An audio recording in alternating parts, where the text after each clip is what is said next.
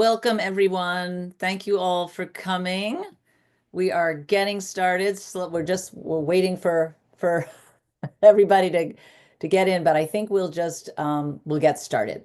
So I'm very pleased to welcome you all to the session today, and thank you all for coming this afternoon, and to our panelists, who I'm going to introduce shortly.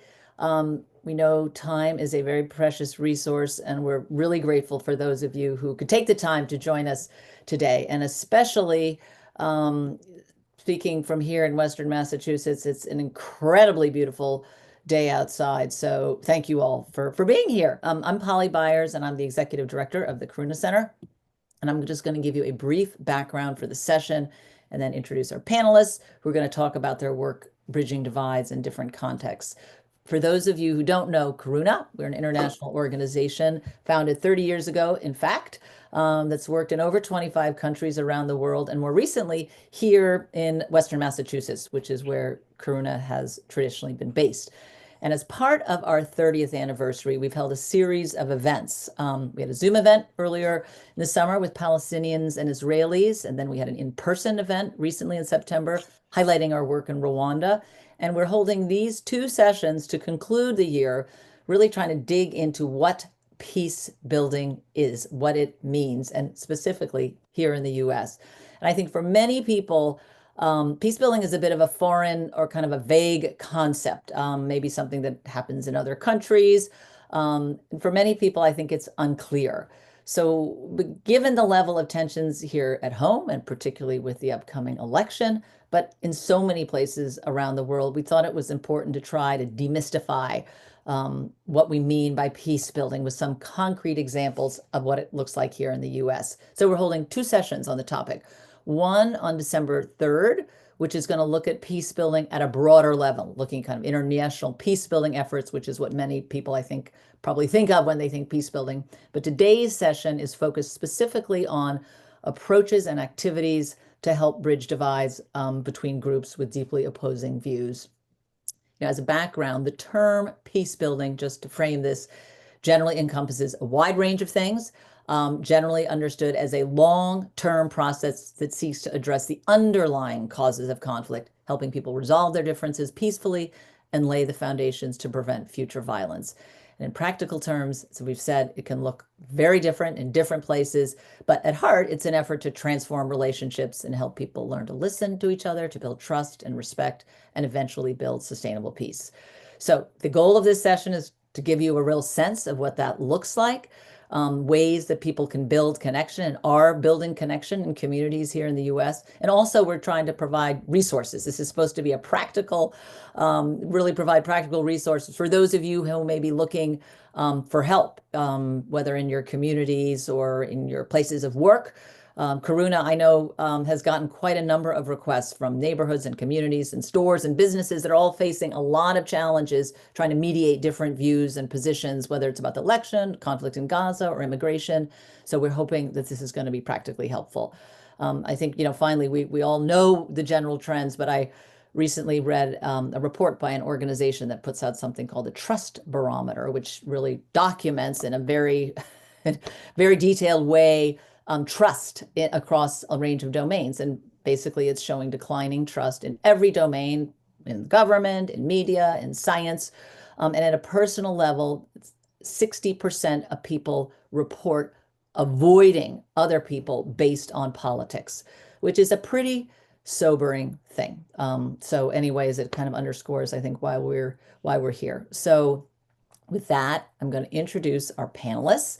We're going to first hear from Olivia Dreier, who is my predecessor, the former executive director at Karuna, and who has been central and core to Karuna's international peace building work over decades, working alongside Karuna's founder, Paula Green. And she's going to start us off talking about Karuna's work, how it's evolved, and a bit about dialogue, which has been a key element of it. Then we're going to hear from Gwen Johnson and Debbie Roth-Howe, who are going to talk to us about Hands Across the Hills, It's a project many of you may have heard about. It's a dialogue and exchange program launched by Paula Green, the founder, and Gwen, who is a pivotal member, launched after the 2016 election, bringing people together from across political divides, namely Letcher County, Kentucky, which is where Gwen resides and from where she is joining us, and Leverett, Massachusetts. So we're thrilled to have Gwen with us. She's from Kentucky, where she's a longtime community leader and has been a key partner in Hands Across the Hills, as I said, from the beginning. And very happy to have Debbie Roth-Howe, who I'm happy to say is a Karuna board member, a retired clinical social worker, and has deep experience in this domain of mediation and bridging divides, and has also been involved with Hands Across the Hill from the beginning. So they're both going to talk together about the whole effort. And finally, we have our fabulous senior program manager at Karuna, Jennifer Hall-Witt, who has extensive experience not only with Karuna, but working with different organizations and efforts to bridge divides. She'll talk a little bit about Karuna's work, most recent work here, which she oversaw and ran, working with schools in Western Massachusetts and other organizations such as Braver Angels and others that she has been working with. So with that, I'm going to stop talking and hand it over. And what we're going to do is have them all speak. And then we are going to try to absolutely leave time for questions, because I'm sure there may be many. So if you would put your questions into the chat, we will try to get to as many as we can after they've spoken. So if that works for everybody, I think everybody is muted for now. And just as a reminder, in case you're not, to make sure your cell phones, et cetera, are muted. And one other public service announcement is that Laura Anderson, our fabulous communications and development person, is going to be pinning people who are speaking. So it's up to you if you want to see things in a gallery view or see the speaker view, but just wanted to let you know that. So with that, I'm going to hand it over to Olivia. Well, thank you, Polly. As I reread the title question for this, how do we heal U.S. divides? I was thinking, oh my goodness, what a huge question, what a huge undertaking. But it also feels really good to me, at least, and I'm sure to others, to be thinking about this as our collective anxiety mounts 2 weeks before the elections. So what I'm going to do is just say a few words about lessons Karuna Center has learned from working across divides in war-torn regions of the world, and how some of these might be applied for our situation in the US. As most of you know, most of Karuna's work has been overseas until recently. I should say, however, that right from the time when I first joined Karuna Center in 2002, we did do programming in the US. Paula and I both felt a real responsibility to be working on issues in our own backyards and what divides us here at home, even back then. I remember right at the start of the Iraq War, we did dialogues in the region around differing perspectives on that war. We were particularly asked by schools to do this, where faculty and parents were in conflict over it and how to speak to their students. As Islamophobia sadly grew during that war and after that war in the US, we also did a lot of programming on in the US on Muslim, non-Muslim divides in our local area. So we have done small efforts over the years, but clearly as polarization in this country grows and these divides grow, it feels more important than ever. However, when Karuna Center was founded in the mid-90s by Paula, it was the time of the Bosnian War, the Rwandan genocide, the Sri Lankan Civil War, when these internal violent conflicts were popping up around the world. And they were manifest as religious and ethnic identity-based conflicts, often leading to horrific levels of violence. But I feel it's very important to say that in every case I can think of, there were always political leaders manipulating grievances and divisions for their own political ends. So while divisions, grievances, feelings of exclusion existed, I never felt that that was the primary cause. It took this manipulation of those. And sadly, we see that in our own country and in so many parts of the world right now. In those conflicts, civilians were horrifically caught in the crossfire, so many people killed, tens and hundreds of thousands displaced, like we see in Sudan right now, and in Palestine, in Lebanon, in so many places.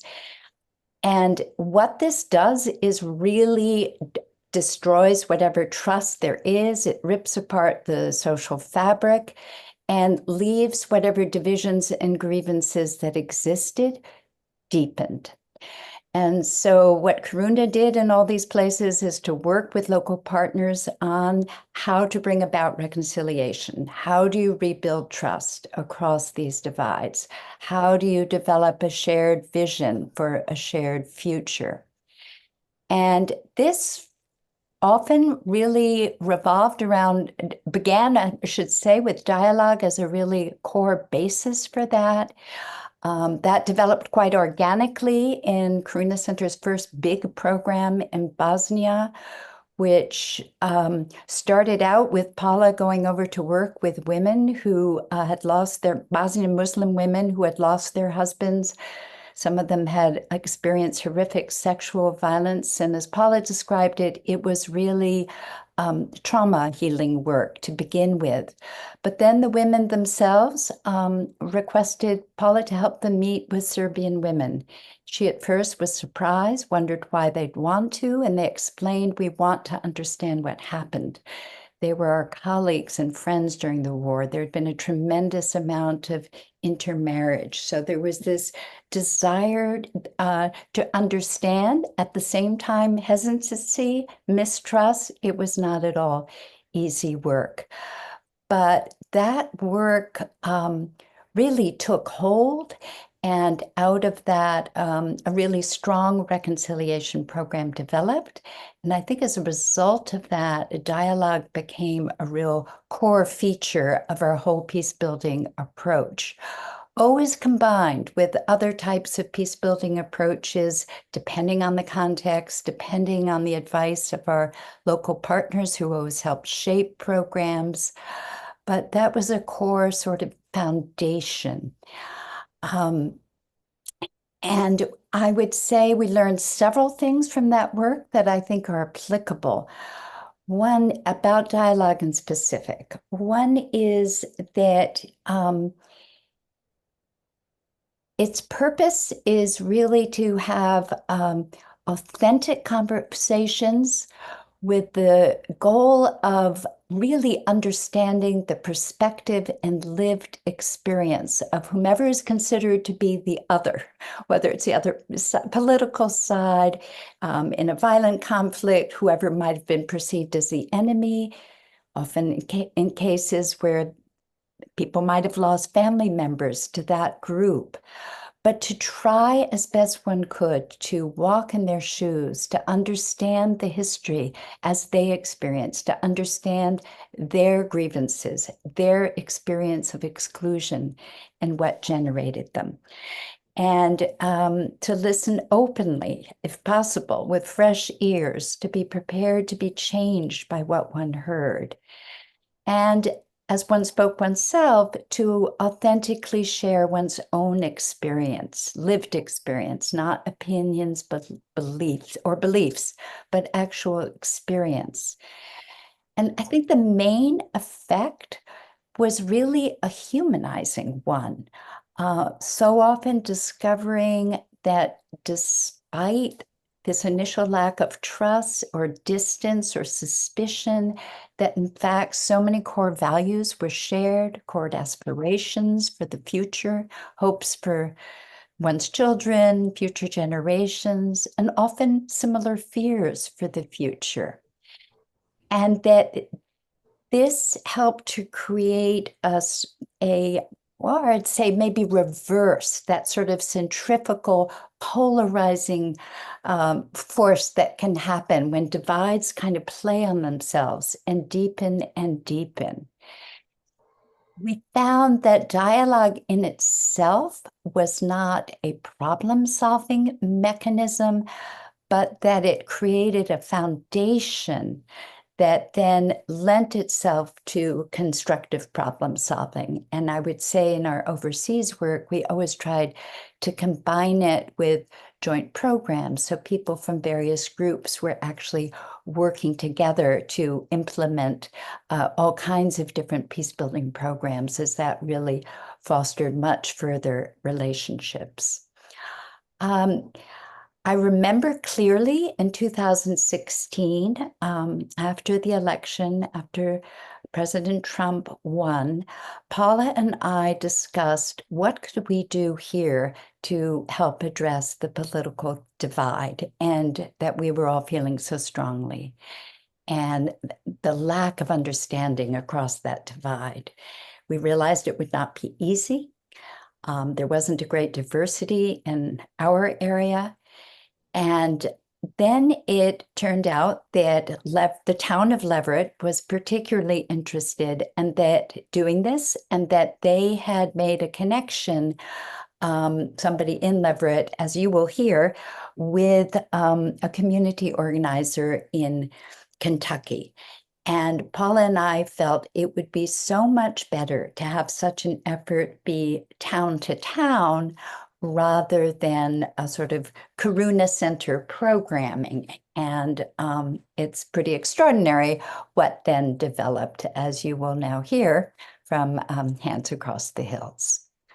So that's just a bit, I hope, of context. Great. Thank you, Olivia. I think that's a perfect way to start this. The whole idea, as I tried to indicate before, is a little bit the evolution of this work, and certainly how it began, the genesis with Karuna, and the direct line in a way to what became Hands Across the Hills. So thanks for making that connection.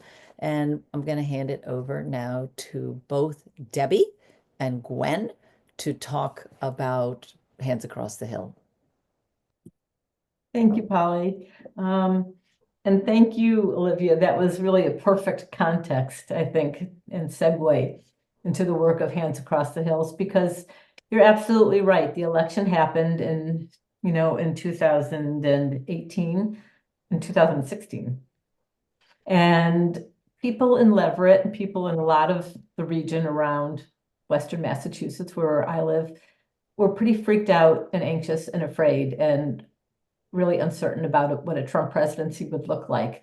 And I think in addition to that, we were stunned at how out of touch we were with how the rest of the country felt, because we did not see that vote coming. We really thought Hillary Clinton was going to win that election. So we were all really caught by surprise.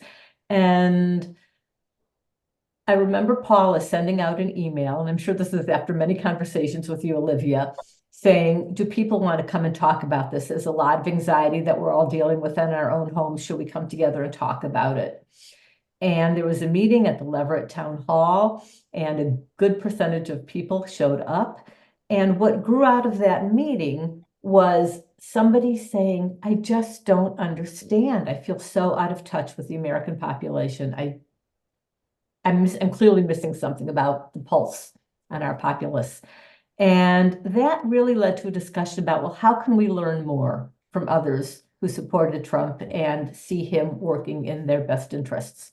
And that's where the outreach came in. And eventually, it's a long story, but people want to hear more about it, they can ask in the question and answer period. But someone from Leverett named Jay Frost, who was part of this group, came in contact with Ben Fink, who was a community organizer working in Letcher County. And the two of them came up with this proposal that people from Letcher County be invited to come up to Leverett, Massachusetts, and that we would spend a full weekend together, a 3-day weekend. People would stay in our homes, we would eat meals together, and we would try to understand why people voted for Clinton or why people voted for Trump, and what anxiety we were carrying about the results of the election. Do you want to add anything to that, Gwen? That's pretty much the background, right, Gwen? Mm-hmm. Yep. Okay, so I mean, I'll talk a little bit about why I decided to participate, and then Gwen's going to talk about why she decided to participate. Um, when I sat there in that library at that meeting in Leverett, it was so clear to me that I needed to understand what the rest of the country was thinking that we were missing here in our little liberal bubble in Western Massachusetts. And I just felt very out of touch with the majority, with Trump voters. I mean, I just didn't get why people thought that would be a good idea. And there was something inside me that really wanted to understand and thought that by understanding where other people were coming from, I would be able to manage the next 4 years more easily. And so I actually switched from one group I had signed up for into this other group that became HATH over time so that I could listen and learn. And I know from other previous dialogue group experiences I've done that listening to take in somebody else's experience can be really transformative and really open mind, not necessarily change minds. The objective of HATH was never to change minds. It was not to tell, people from Letcher County that they voted wrong or it was a bad idea to vote for Trump. It was not for them to teach us that voting for Clinton was a wasted vote. It was really to learn about each other's circumstances, assuming that we all vote in our own best interests. So that is what got me to that meeting. Gwen, what in the world made you get in a van and drive 15 hours to come up to Western Massachusetts? So it was, it had been a really hard decision for me in the poll. When I went to vote, I cringed and I had a real hard time, but after Hillary, and I know that Hillary Clinton said a lot of other things, but when she said she was going to put the coal miners out of work, I knew what that meant for us. So I have been taught to always vote, that you don't have any say if you don't. They used to call it the big lever around here if you didn't do the lever. Now it's a button, but I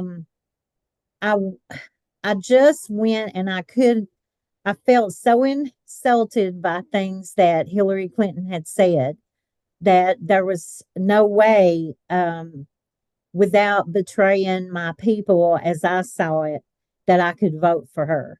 And so I voted for Trump. And so I had not told a single soul I had voted for Trump. And at the time that we climbed on that bus going to Leverett, nobody knew how I voted, because there's a difference in how we see things here in the mountains, and it'll probably come as a shock to some of you, but it's none of my business how you vote.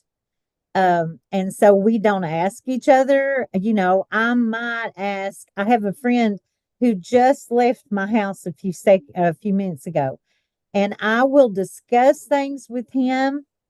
And I'll say, well, what do you think is going to happen, on election day or whatever? But I know that he and I see things differently politically.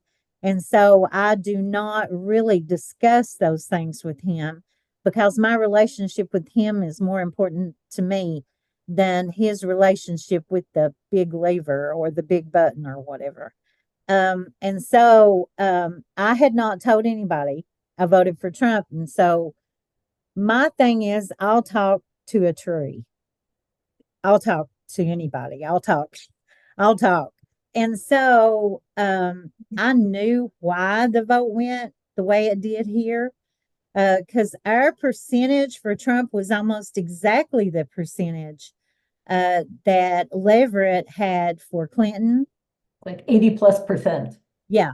It was like, I think here it was 82.4% for Trump. And I think it was about that same percentage in Leverett or in Massachusetts for Clinton. But I climbed on that bus because I thought, if these folks want to know why, the why behind it, I can tell them why.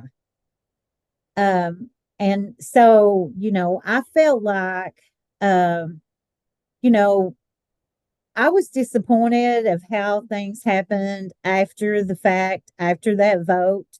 I was disappointed at certain things, but the fact remained that I had voted for Trump and I was insulted by Clinton. And I would go to discuss these things. And was it hard? Yes, it was really hard. There were times in Leverett when we got up there in dialogue circles and so forth. I was so insulted that I wanted to run on foot and come all the way back to Kentucky. I was just that insulted.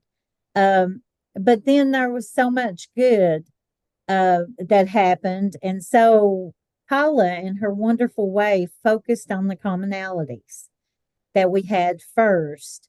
And we built some trust. But still, after 3 weekends of dialogue circles, the elephants that I saw in that room had not been tackled.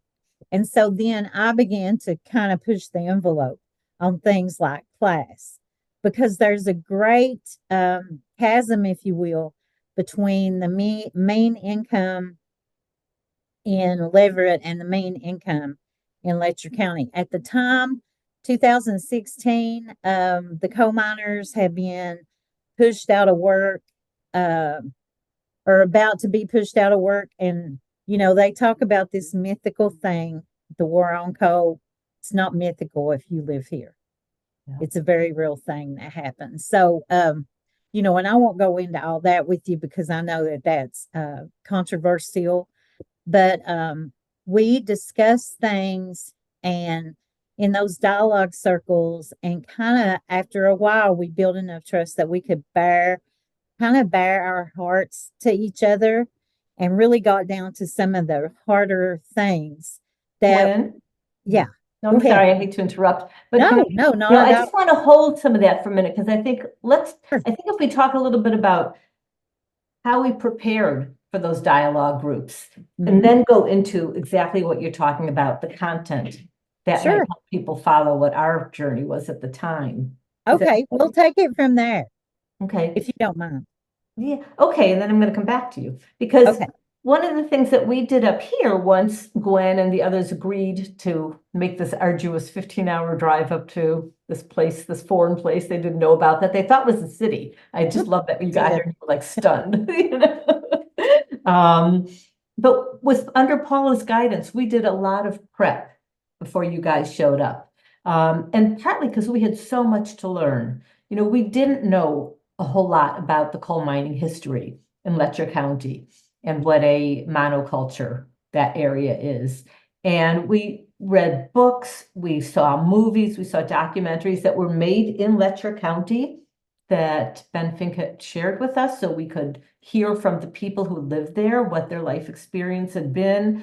And so we tried to become more familiar with the environment, that you all were living in before you showed up. But Paula also really coached us on how to do dialogue and how to ask open-ended questions, and how to, what I call, listen to learn, not to rebut or not to say, but wait, it's my turn, I want to tell you what I think about that, but just to take in what you were all sharing with us, so that we could really learn from you.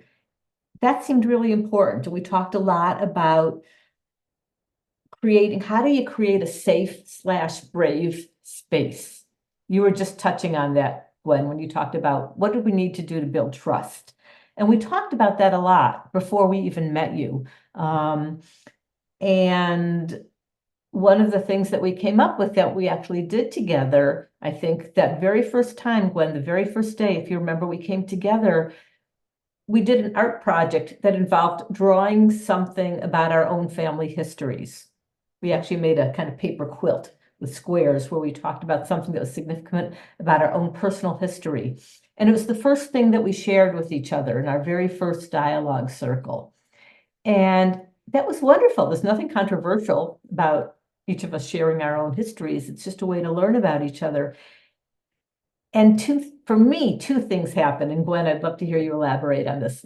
One was, yes, we found our commonalities. which was really important, and that really did help build trust. But we also found some really radically different experiences that the other group didn't know about. I mean, for instance, I mean, in our first session, it had to do with, there were 3 people who were children of Holocaust survivors. And that was, so we were immigrants. My parents were immigrants in this country. And that was like a radical new information for a lot of people from Kentucky, that these white, educated, socioeconomically stable people had such recent immigrant histories, right? And so we really learned from each other. I mean, for me, that was really a profound moment. Do you want to build on that, Gwen, or share something else? Yeah, so there was someone in the group who said they had never met an immigrant. I, of course, had, have lots of acquaintances that are immigrants. And at one time, this coal culture was a melting pot, if you will, of 131 no, 31, not 130, but 31 nationalities who lived in this community. But that was in 1930. So my family has been within a 10-mile radius here where I live for 8 generations.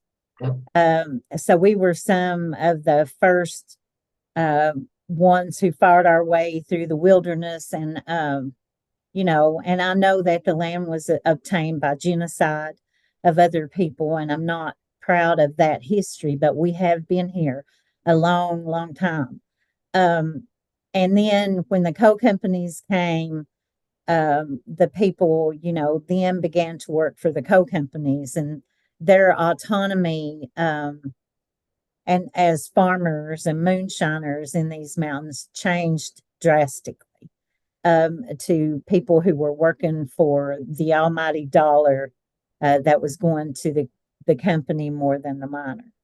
And so, I knew that history, but to be acquainted with folks whose parents were Holocaust survivors was very rich for me, because it was something that the miners had always tried to make sure that their families were aware of the Holocaust and all the horror around that, because they took a great pride in being a part of the war effort, because they were exempt from the draft in the world wars, because they had to, the country had to have the steel to make the implements of war. And this bituminous coal that we have here, met coal, is short for that, is what they use to melt steel. And so the miners who were exempt from the draft took great pride. My dad had had volunteered to the Army in World War II and was not physically able because of emphysema and asthma, and then went into the coal mines because it was that important to him. And so I was aware of all that, and some other people in the group might not have been, but it made the Hands Across the Hills a much richer experience for me, being able to know folks like Debbie with this deep history that was around those events that our community was so aware of. I think we really started bonding then, because I also learned that I hadn't thought of coal mining as a high status job. And I learned from all of you that there was real pride in being a coal miner, and that those miners were exempt from the draft because their work was so important to the country during the war. So kind of shifted the way I looked at that. That was really valuable for me. So they fueled the Industrial Revolution.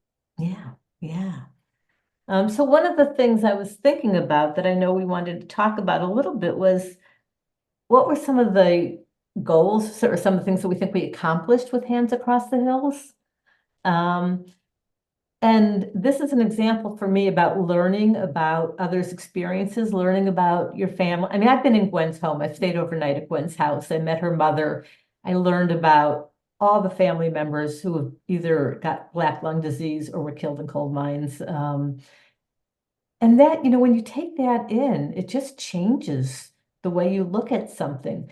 And so it helped me politically too, because I had a much better understanding about why, and this wasn't just from your family, Gwen, but from other people I talked to when I was in Kentucky.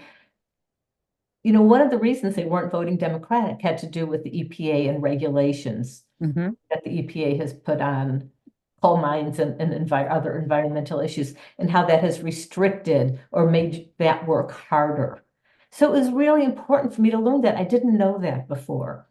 And it helped me understand, okay, so that would make sense to not want to vote for, stricter EPA regulations, even though I think they're a good thing in protecting the environment and the next generations to come. In the immediacy of the moment, as you've often talked about, Gwen, and maybe you can a little bit too, you've often talked about, I need to feed my kids. I need to do what I need to do to feed my kids. And making work harder or less available wasn't going to achieve that goal. No, I knew what it meant for us in the election of 2016, and indeed it played out just the way I knew it would. Suddenly there was no coal being mined in this county, and we were a mono economy of coal. So every service around the coal industry as well suffered. And suddenly, for the first time in the history of this county, there were more women working than men, but they were for meager wages. And so, like our community center, they removed the dumpster from our space and told us it would cost $350 to keep the dumpster per month and $50 a week to dump it. And there was no way we could afford to keep it because we're a 501c3 with a very low budget. And so, we have terrain here that rivals anything in the Smoky Mountains that a lot of you might have been to. But I could just imagine that garbage being thrown all over the hillsides, because what are you going to do with it? And so there were a lot of things, all the infrastructure was built on coal. So suddenly there was no coal severance taxes being paid and no money for infrastructure. So it was just a really dark night of the soul here. And there were some good things that came of it. We had to roll up our sleeves and figure out another way. And we've made some strides, but we've still got a long way to go in rebuilding an economy. And there's a lot of organizations talk about just transition, but there's no just transition from the kind of salaries that the miners were able to make because of their dangerous work to, jobs at McDonald's, Right. And a lot of things were touted as a replacement of that, but nothing measures up. And so it caused widespread depression in the miners and their families. And then Big Pharma dumped tons of Oxycontin here, which exacerbated the whole thing. And then the very fabric of our society has been torn asunder. So it's been a really hard time. Yeah. Given that, Gwen, what would you say about what was there anything about the dialogue experience or Hands Across the Hills that you think was beneficial or that you took home with you or that we now share that made it valuable? What changed for you? And then I can talk about that too. Well, like the way I travel through the world has changed a lot. Like we've got this election rolling up in just a few days. And so to watch the debates, my friend and I have been going to the American Legion. And there's this civil banter that's going on now that I don't think would have been possible had we not been able to model that across, with the across the aisle. sort of. So we went and watched 2 debates at the American Legion with folks who are on each side of the aisle.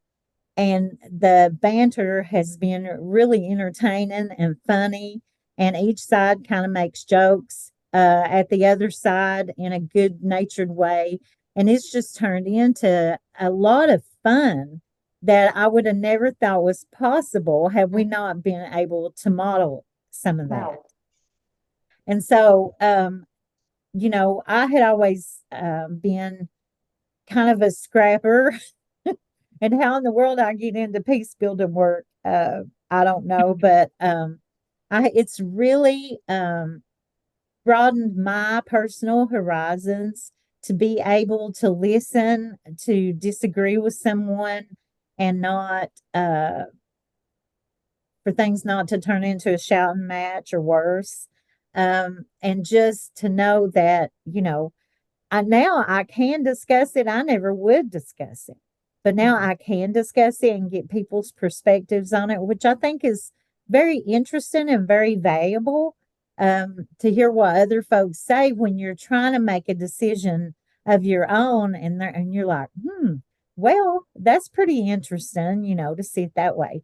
So that's one of the personal outcomes for me. And then I carry that as a leader in my community. I also carry that knowledge into any meeting or any gathering I go to. And so it's just been invaluable.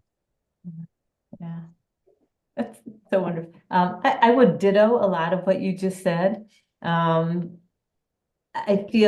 saw a bumper sticker once that said, "Don't believe everything you think." And I think that this has been, Hands Across the Hills really made me take that in a different way, because I've learned that we all make assumptions. I certainly made assumptions, and so many of them were wrong. So it's really taught me, I think, to question my assumptions. Why would somebody vote for Trump? It's not in their best interest. Who am I to say what's in somebody else's best interest? Because especially when I don't know what their life experience is like. So it helped me slow down, I think, with my assumption making, which I think was really valuable. And I learned so much from you and the other people from Kentucky, and from being there and being in your homes. Oh. I learned so much about how different life can be and choices can be. Just, a 15-mile car ride down the road. That was really eye-opening and so important for me. It opened my mind up so much. And so I feel really enriched by it. And your friendship, the friendships that we made have been, on a very personal level, very, very important. So, back to we came together for political reasons. We addressed political reasons. A foundation of personal relationships developed beneath that now I think, and this is, I think, what you were saying too, Gwen, is that we can still disagree on some things. I will never carry a gun with me everywhere I go like you do. Yeah. But I have a sense of why you do it, or why you feel a need to do it. Yeah. And that makes me much more comfortable with it than just thinking you're a stranger and we're coming from such different places. So So that was a big thing. Was the gun discussion that erupted at and I say erupt because it got heated, at a lunch table over in Lynch, Kentucky. When I looked around the room and there was a discussion going on, and I knew that all the little ladies in cardigan sweaters in that place had handguns in their little purses, and they had come from church and were there to eat lunch. And I looked around and I told Kip Fonch from up in Leverett, I said, well, there's probably 20 handguns in this room, but nobody's going to be wounded or killed today. And he was like, no, there's not. And I said, well, actually, there's one right at your foot right there in my bag. So we're just, I feel like we are safer if everybody has a gun, And the folks in Leverett felt like they were safer if nobody had a gun. Nobody, exactly, exactly. So that's how we started. We started on those opposite ends, right? Mhm. And we came to understand why each other feels the way they do and make the choices that we have. And that was the value of the dialogue, I would say. So I Yeah. think we'll probably Thank take you, more guys. of our I'm going to time. just jump Yeah. in here because I want to hand it over to Jennifer because time is going by. But thank you. That was really terrific. And I think it gave all of us, a much better understanding of, both how it happened, but also of what, certainly interesting to hear about what you got out of it in a concrete way. I mean, just Gwen talking about the ability to have a banter and humor while watching the debate, as opposed to what I read about and happening in around Pennsylvania, people screaming at each other across the street. I mean, just it's pretty ugly. So anyway, so I think that's progress. So thank you both. And I'm sure people are going to have questions, but now I'm going to hand it over to Jennifer, who has a lot of things that she's going to try to cover. And then we'll have some time for questions after that. So thank you both. Jennifer, over to you. Okay, great. Thank you, Polly. And thank you to Debbie and Gwen. And before I get started, I just want to quickly put up the website here for Hands Across the Hills, where you can find resources. And I know Laura put this in the chat, but there is this wonderful book that is, Laura actually helped with sort of finalizing some of the text and the stories, but there's a book now coming out with a lot of stories and learnings from the Hands Across the Hills project. And it's free as a virtual kind of thing on the website, or you can actually pay for a hard copy. I just wanted to let everybody know about that before I get started. So I've been asked to talk a little bit about the sort of practical side of things. What I want to say is, the Hands Across the Hills project, I've been an admirer pretty much since it got started. I had heard about it when the folks from Leverett first came up and was at one of the early public meetings. I remember being really impacted by what you said, Gwen, and really learned a lot just from my early, kind of watching on the outside of Hands Across the Hills. But it was a pretty elaborate project. It was a lot of work. And so what I want to talk about are some of the ways that we can all engage in peace building. You don't need to be an expert. You can have an impact even without, designing a sort of an elaborate kind of exchange program. Even those are great, and there should be more of them. I hope there's like replicas that start to bubble up from Hands Across the Hills. But you don't have to, you don't even have to be crossing a big divide to be doing something in your own life. And so I want to start first by just talking about what we can do in our own relationships, in our own everyday lives with the people that we are already in contact with. And then I'll talk a little bit about, if you're interested in kind of getting more involved in bridging work, I want to talk about some of the kinds of organizations and resources that are out there for you. So what I want to start with is just talking about the power of listening. And I think you've gotten a sense of that already from hearing from Olivia and Debbie and Gwen. But it's something that we can all do. We can all strengthen our skills in learning to really, truly listen to the people in our lives. And I want to just give you a little short passage from a wonderful book. I'll put it up right here. You can see a little visual, but it's a book by Kay Lindahl. She wrote this book called The Sacred Art of Listening. And she said, something quite wonderful happens when we are listened to fully.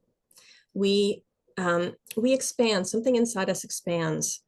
Ideas come to life and grow, and we remember who we are. She called listening a creative force. And she said that, something important inside of us shrivels up when we're not being listened to. And it thrives when we are getting that experience of having someone deeply listen to us. And it's so simple, right? All of us can strengthen our skills, our ability to really listen to others. And I can say from my own experience, I took a a course in nonviolent communication probably about 5 years ago, and then started really actively practicing it. And I did a lot of reflective listening, where I was really listening to people, trying to reflect back what I heard, but also trying to, sort of make guesses at what they might have been feeling and needing, which is sort of what you're taught to do in nonviolent communication. And I found that my own sense of my kind of social emotional intelligence increased from that experience. It's really nourishing for the listener, as well as for the person who's getting to experience being listened to. And this is really it's like a foundational skill for peace building that we can all do. When we have someone really listen to us, it meets some of our most important, most basic human needs. The need to feel seen and heard, the need for social connection. It increases a sense of belonging, right, and social connectedness. As Olivia talked about, listening to someone else, it builds trust. And we have, as our Surgeon General has told us, a crisis of loneliness in this country right now. We are all still recovering, I think, many of us, from the pandemic. Social connection has not built back up to what it used to be. And so when we think about the effects of listening that I've just talked about here, building trust, a sense of belonging, social connection, these really are the building blocks for what peace builders do. They're the building blocks for fostering social cohesion in communities. And they are like the early things that you do to prevent violence down the line. And we can all do it. So I want to just talk about a couple of resources if you are interested in developing your skills in listening. And I'm just going to share my screen here. So there's a wonderful organization called the Compassionate Listening Project. They really teach skills for deep listening, how to manage your own emotions when you're listening to someone who maybe has very different views than yours.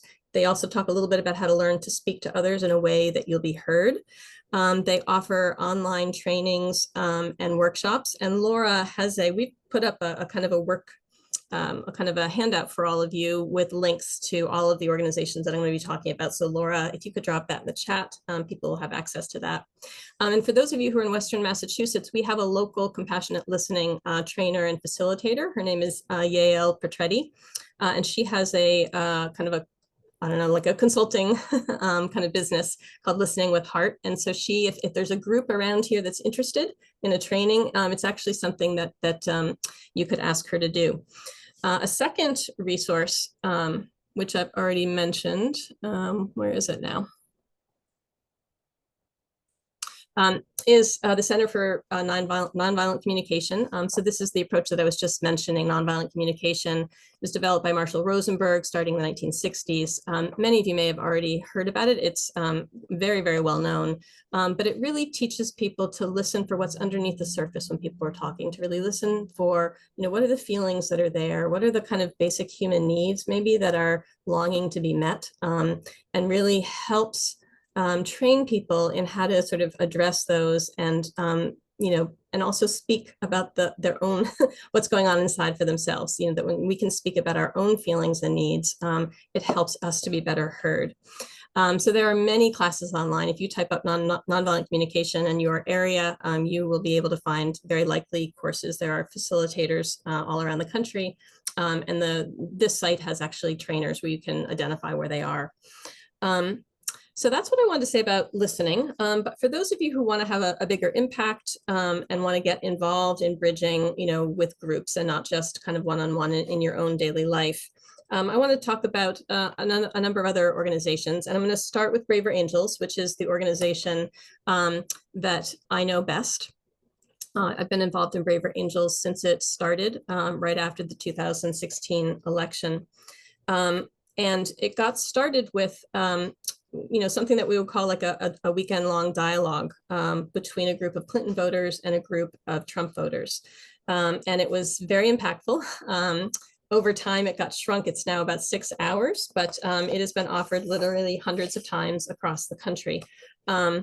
Braver Angels now has about 14,000 members. I think the workshops have reached about 60,000 people.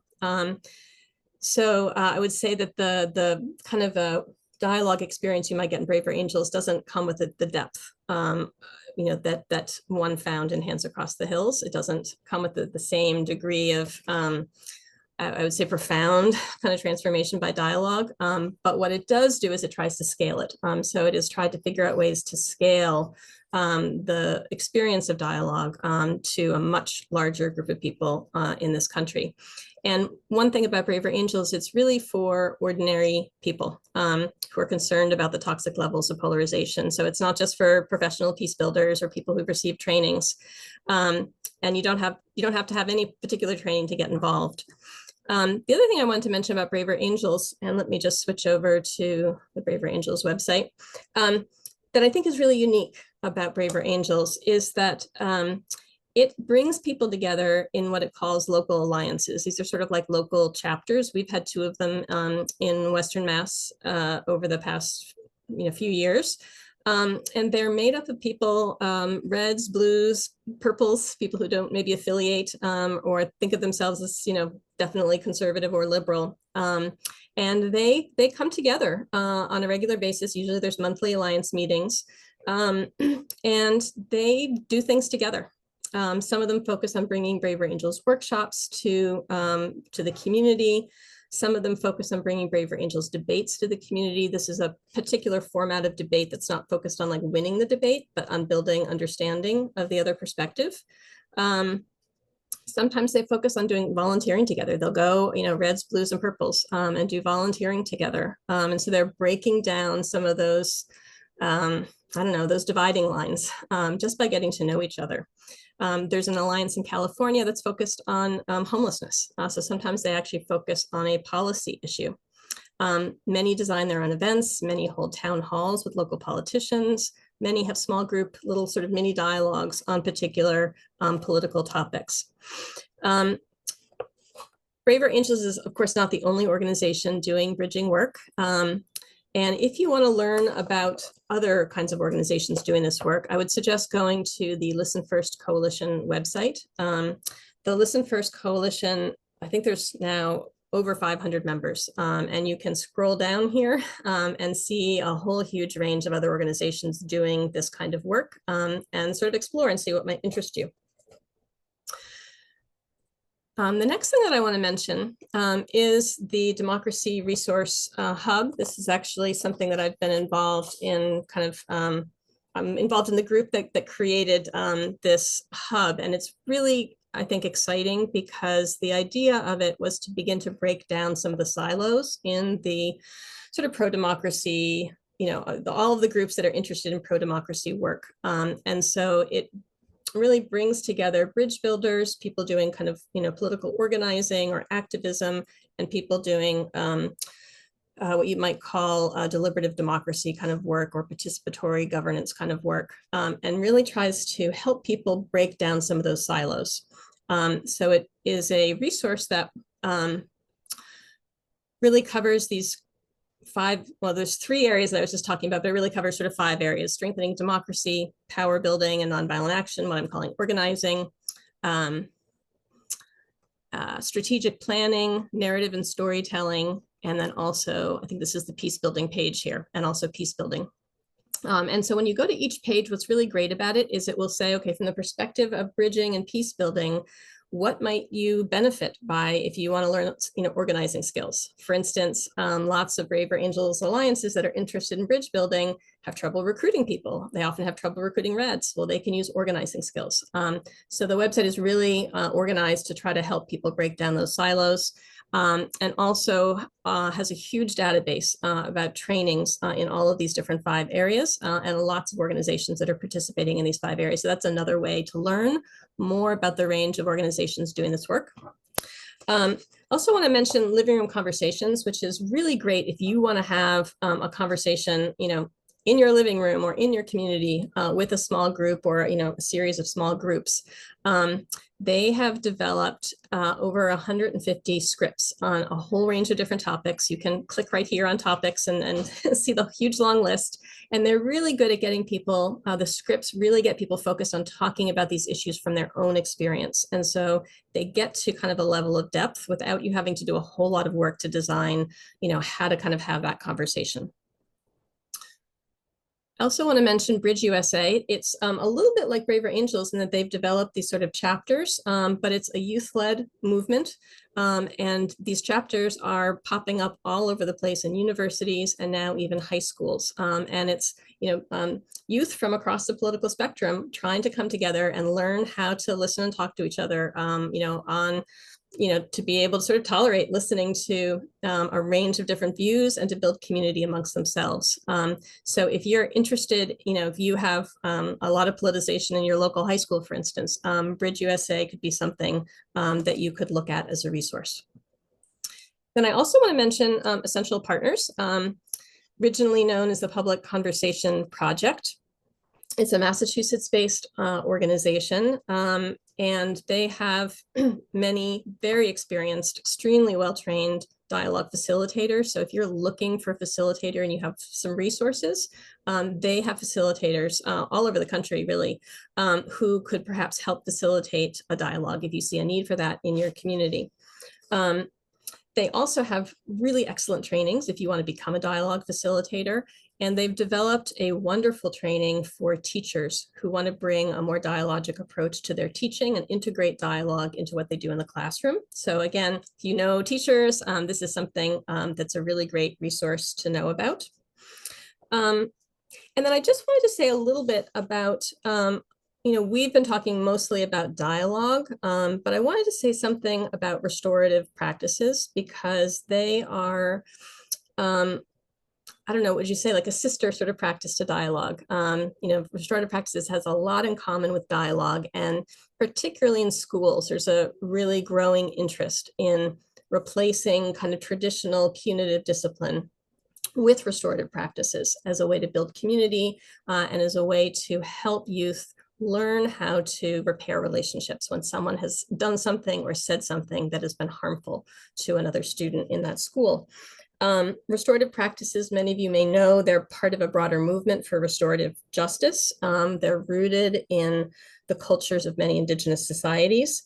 And as I was just saying, they offer this sort of alternative model to kind of punitive approaches to discipline, especially these days in schools. They're also being used in prisons. There are many organizations across the country that are training people in restorative practices. We have been learning a lot from a local center, the Center for Restorative Practices at Amherst College, in our local work that we've been doing at Karuna Center called the Brave Schools Project, where we've been working with schools on a variety of ways to prevent violence and violent extremism, for them to address hate, which is a problem in many schools these days. Bullying numbers are going up over the last few years. And so we have really seen the power of restorative practices to build community and to help repair relationships when there's been harm. So I did put up the website here for the Center for Restorative Practices at Amherst College. And while they primarily serve the Amherst College community, they have these great online trainings for circle keepers. So if you want to learn how to facilitate a community building circle in the restorative practices model, they have circle keeper trainings that are really great to know about. I've taken them and they're really excellent. And even if you're not interested in bridge building per se, there is really a need if you are more of an activist type for state funding for restorative practices and training for restorative practices for teachers and administrators in schools. So that's another way that if you're interested, that you could really be supporting this kind of work. So I think I will stop there. Okay. Great. Thank you, Jennifer. Jennifer has given you a lot of things that you can do and look into. And that really was the goal here. As I said at the beginning, to sort of dive in a bit. And you really heard from, Olivia and from Debbie and Gwen of kind of what one example in terms of Hands Across the Hill, which, as they didn't note, it took a lot of work. It took a lot of work and effort and preparation. And as Jennifer started off with, that's not going to be for everybody or what everybody, can engage in with limited time. But the idea is, there are a lot of, there are organizations seem to be springing up all the time and different initiatives, but there are a lot of resources out there for anybody and everybody who's interested in any aspect, whether, as Jennifer started, just, working on your listening skills. I mean, that it's sort of any level that you want to get involved with. And I think, and I'm glad Jennifer sort of ended up with talking about the restorative practices, because obviously we've had a real focus with that on our Brave Schools program, because that's what the schools are interested in. But it's really about, the whole thrust here is how do you bring all of this, peace building writ large or small, into everyday life. So whether it's into schools, into work, etc., as how we try to sort of integrate that, build people's skills to be able to have, the end civic dialogue and whether disagreements or not. So so I hope this has been helpful. I think it's been extremely interesting. Thank you all, Olivia, Gwen, Debbie, and Jennifer. And, open, we have a little bit of time if people have questions for any of them, if you want to know more, and or thoughts, suggestions, things that you may be involved in yourselves. I think we've got people with a lot of background and experience here on this Zoom, so we certainly welcome questions, thoughts, anything that you'd like to share. So with that, I will open. You can raise your hand if you want to do that, or unmute yourselves, or to our speakers as well, if there are other things you would like to add on right now.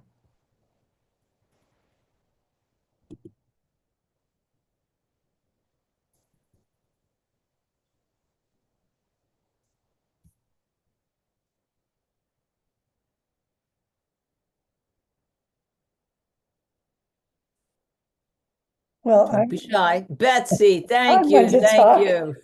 Well, I feel like this was extremely informative and inspiring, and I think it's so easy to get siloed and forget how many people are out there working on behalf of this vision. And I just want to thank you, all four of you, for sharing so candidly. And you've just enriched my day so much. So I have not just one question, but like 1,000. So just thank you for today. And it's always a good reminder to keep listening. So Thank you. And Betsy is deeply involved in very impressive work herself, bringing students from other countries here to the US. I mean, it's an amazing program of student exchange, basically. So, there's a lot going on out there. So, this is kind of a forum for anybody to share. And I do see a question. Laura's got a question of balance. And one person also has his hand up, Richard Brady. Okay. Okay. Sure. All right, Thank you. let's go. So I've been very involved in trying to bring mindfulness into schools and to educators. Great. And have a lot easier time bringing it into individual educators who are interested in mindfulness than to whole schools, or especially maybe districts. I'd like to hear from people who have had success in bringing these practices into schools, and how you identified the schools that might be open to them, and how you brought them in. Thank you so much for what you're doing. I guess I'm curious if there's Jennifer. anyone in the audience, since it sounded like this was a question to everybody. Is there anybody in the audience who has anything to share? I think we have some experienced people in the audience. I can certainly say a little bit of something from our Brave Schools experience, but is there anybody who wants to jump in who has something to say on that?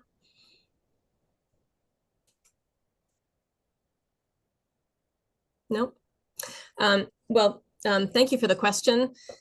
I would say it's really tough to figure out a way to shift a whole school culture. I can't pretend to say that we, can tell you, exactly how to do that. With our Brave Schools project, what we found is that it really made a difference to start with. We did a lot of networking to kind of start with who's the champion in the school, who can kind of get it started. You know, sounds like you may have been able to find sort of individual teachers, they kind of get it started. Then, you know, maybe they can begin to like try it out with like a group of administrators, for instance. Let me show you what I'm doing in my classroom with students, right? So that administrators start to get that experience. And then, you know, you try to like build over time the buy-in of your top administrators, because it's, you know, it's often the principal who's going to set the tone. And it just makes a difference to kind of get that person on board, but you can't always like start with the principal. They may not be open to it at all. And it takes time to kind of build up and sort of see what the effects are of a different approach, you know, something like, you know, bringing mindfulness into the classroom. I guess that's sort of my advice. It's not so easy. And it is kind of a piece by piece, and it's different with every school. You know, the kind of person who's your champion at a school, if that person is the principal, well, then you have a much easier start. You know, if it's a teacher or somebody else, then you're kind of figuring out how to kind of build things from the bottom up. And also, like everything we're talking, I mean, you know, I think it often can be a long-term process. I mean, trying to change, for instance, a culture of a school. I mean, you might have one teacher or even you know, a principal, but you know, changing a whole, as we're seeing in the schools we're working from you know, more traditional punitive mindset to try to get the whole culture of the school to shift to sort of embracing a more restorative approach, you know, is going to take some time. So some perseverance. Susan, you have your hand up. Over to you. I do, thank you. And I just want to say, Richard, thank you for the question. I'm also reminded that sometimes the after-school programs can be entry points with things that are not necessarily within the formal school systems, like finding those entry points and introducing it. But I just wanted to say thank you to you all. I am a student at the Center for Justice and Peace Building at Eastern Mennonite University in Harrisonburg, but I'm located in Pennsylvania, where people yell and scream at each other. And so I am right now writing my proposal for my practicum to take place in February and March, which will be deliberative dialogue, community conversations. And I just want to say, I'm very interested to see what the landscape is going to look like in 2 weeks, in 1 month. Do you know what I mean? Like it's ever changing. So I would love if you consider doing this again in a year, because you're talking about 2016 and what happened. And here we are at another, what feels like a milestone election. So I would just encourage maybe circling back around. That would be really helpful. But this was very encouraging to me. Thank you. Thanks. Thank you, Susan. I think that's quite a good idea. Gwen has her hand up. You're muted. You're on mute. Okay, There. got it. Thank you for that, Susan, because it sparked something in me that I thought I might tell y'all about. We have a little after-school program at our community center, and we are now, because of the racist agendas of the coal companies, we are now about 2% people of color in our county.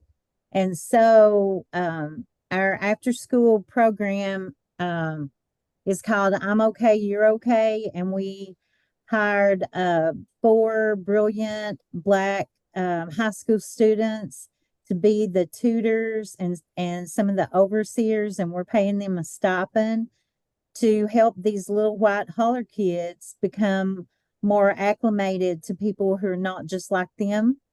And so we want our kids to grow up to be good citizens and good neighbors.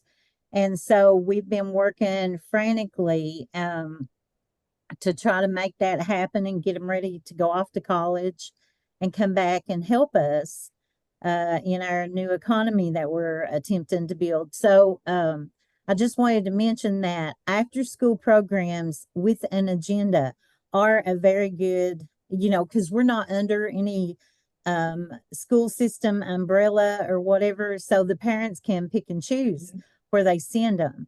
And so they get off the bus, and sometimes they get off the bus on days we're not even having it. And then we have to find a way for their parents to come and get them, but they are eager for their program, and we have one Jewish lady in our community, and she came at Hanukkah and did a program with them. She brought dreidels and chocolate, and she told them about the whole history around Hanukkah and taught them to play the dreidel game.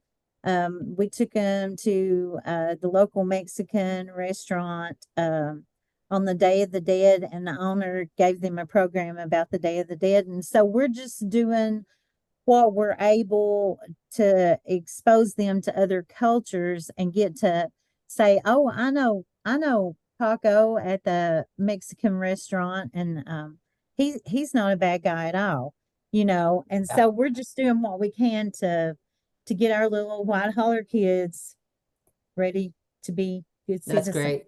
That's a great example. I see a couple of Debbie. I'm going to go to you, and then Emily, and then Sarah. Those are the people I see. Debbie, over to you first. Quickly laughing, Gwen, at your description of white holler, because I'm used to hearing white collar, and here it's white holler. It's a whole different demographic. So I just wanted to respond to Laura's question in the chat about how do you speak up when I'm just reading from how do you speak up and say something when you hear something hurtful or damaging about a group of people, whether or not it is our own identity group or another group. There's so much of that happening now. It's a really good question, Laura.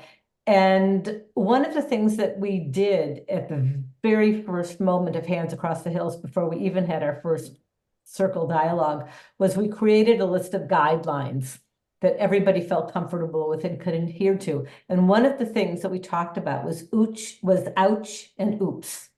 So if somebody says something, and this happens all the time, right? You say something and you realize, oh, I don't mean to say it that way, or I realize that's not going to land well. You can say oops and take it back and kind of reframe it in a way that uses your brain more than your emotional energy.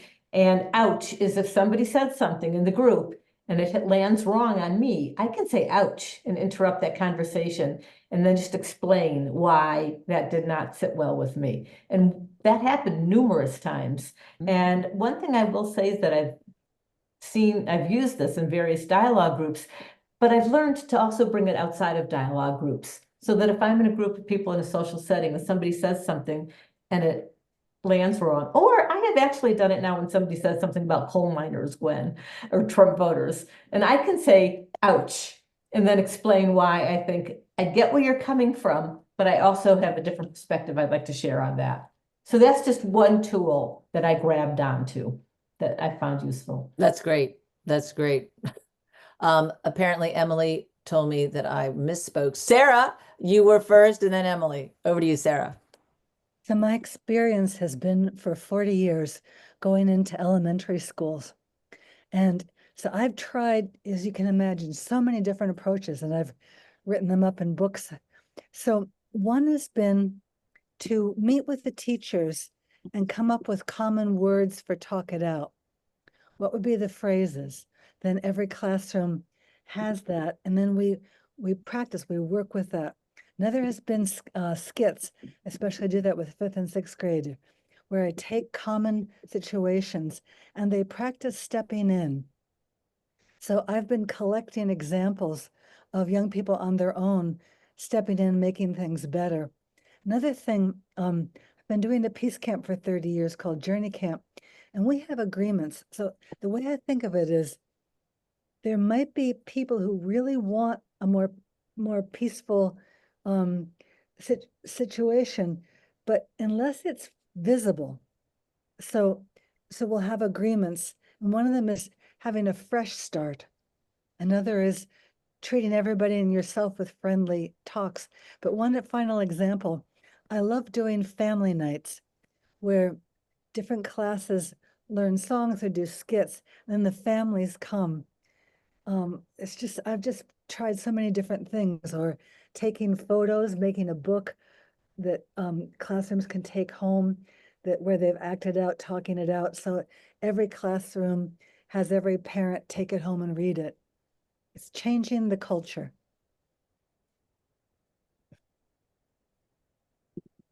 Thank you. Emily. Thank you so much.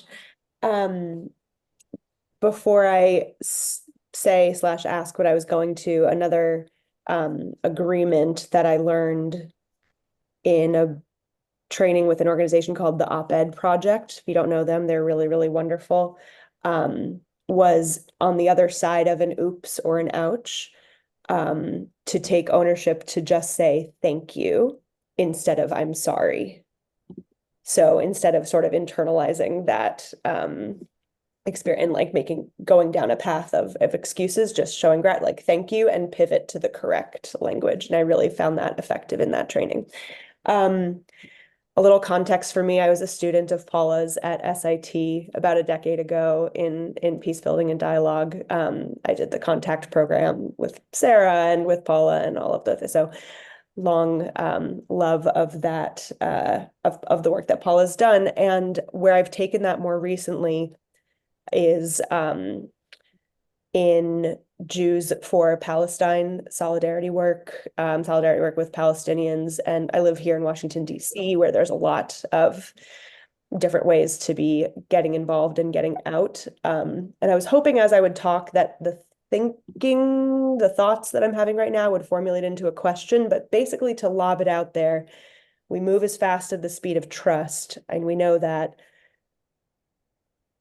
And there's always something existential feeling about any conflict at any scale in any moment, but we are really in this, yet another tipping point, dire moment. And I'm very immersed in, as I mentioned, communities sort of grappling with their own identity as well as countering Zionism. We can have different conversations about Zionism, non-Zionism, anti-Zionism.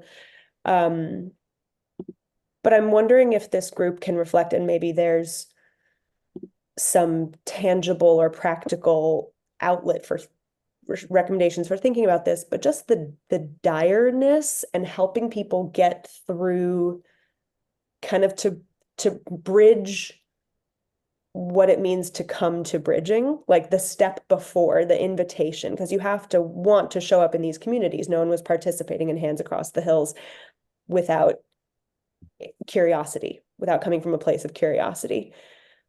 But I've been in some spaces where, of late, where people will either think they're curious, but it really is much more sharp than that, even from the jump. And that goes in both directions. So there's something to the heat and direness of these compounding forces. And I just wonder if folks that are highlighted here or just in the room have thoughts on that, like 1.1 step invitation in. That's a great question. I'm quickly ask Jennifer, Gwen, Debbie, Olivia, if anybody wants to respond quickly to what's a great question of being able to get to that point. Olivia, were you going to say something or? Sure. I don't know if this applies, but I know when Paula and I worked overseas in deeply, deeply divided societies where tensions were very raw and high, we almost always worked with each group separately first to really sort of hear in an unvarnished way the grievances that they couldn't express in, in a more varnished way to the other, to sort of really allow them to speak to that and to also do the kind of preparation that Debbie spoke about in terms of how could you bring that in a way that where you think you could be heard. And I think that preparation in sort of those single identity groups is often really critical before bringing groups together. Yeah, I think that's a great point. We are very much running out of time, but there's one hand. Is it Katie Adele? Katie Adele, over to you. Yes, Katie Adele. Katie Sorry, Adele. I'll be really fast. I just wanted to thank all of you all for everything you said. It really resonates with me. I'm a first-year student at EMU as well, Eastern Mennonite University, with the Center for Justice and Peace Building group. And I am doing a research project right now looking at undergraduate students and the political polarity currently on campus. I'm just really interested in how we kind of break it down from this national level polarity that we're faced with and come back to something that's more doable, more approachable, which I think is community building and relationship building.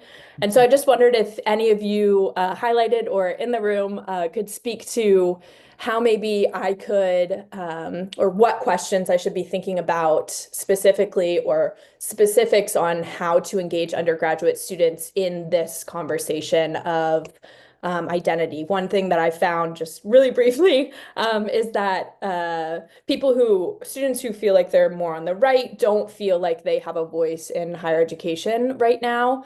And I think I could play with maybe some things that might dispute that, but also I think that feeling needs to be validated. And so I want to figure out how to engage. So I would welcome any feedback or any additional comments on just that broadness. So thank you. Great. Thank you so much. I could maybe answer that a little bit. Okay. Gwen, maybe Gwen, you should go first. Well, I was just going to say that the preparations that have been described of getting each group together, you know, kind of to themselves to air their differences. We did not have that privilege because we didn't know what we were wading into. And so we just kind of bravely forged on. And some of my hardest moments was because that groundwork was not laid on our side. And so I think that is very important. Thank you. Yeah. Thanks, Gwen. Jennifer. Yeah, I was just going to talk a little bit about some of the things that we've learned in Braver Angels, because the way, and I'm just going to use the words red and blue as shorthand, red's meaning more conservative leaning, blue meaning more liberal leaning. But certainly in our culture, the liberal perspective is the one that's more visible in the press. It has been anyway. And oftentimes when you have a more dominant group, as liberals are sort of culturally, or at least that's the feeling that a lot of conservatives have, when you have the more dominant group in like a dialogue sort of setting, they're going to have a different interest. So that those who are in the more dominant group are often, they just want to understand the other group. And that's true of a lot of blues in the US, kind of like what Debbie was describing, really curious about a perspective that they don't understand and wanting to understand that perspective.